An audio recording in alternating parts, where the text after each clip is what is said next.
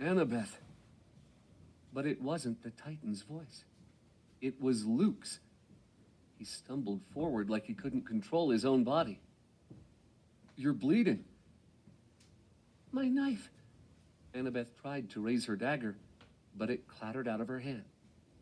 Her arm was bent at a funny angle. She looked at me, imploring.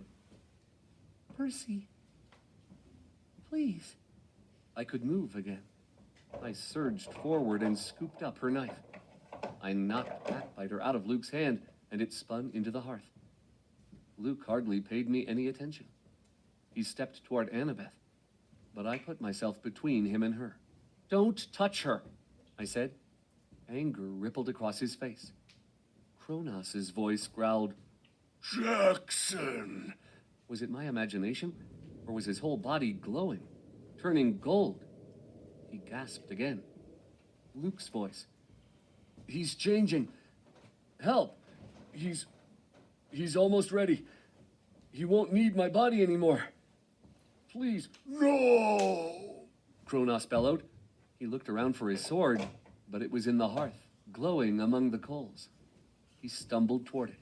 I tried to stop him, but he pushed me out of the way with such force I landed next to Annabeth and cracked my head on the base of Athena's throne.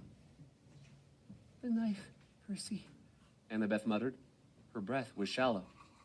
Hera, cursed blade. When my vision came back into focus, I saw Kronos grasping his sword. Then he bellowed in pain and dropped it. His hands were smoking and seared. The hearth fire had grown red hot, like the scythe wasn't compatible with it.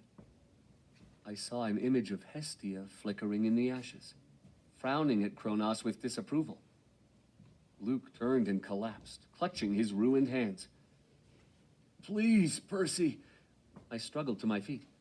I moved toward him with the knife. I should kill him. That was the plan. Luke seemed to know what I was thinking. He moistened his lips. You can't do it yourself. He'll break my control. He'll defend himself. Only my hand. I know where.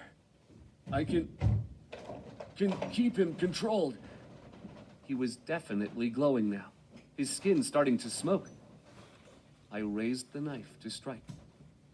Then I looked at Annabeth, at Rover cradling her in his arms, trying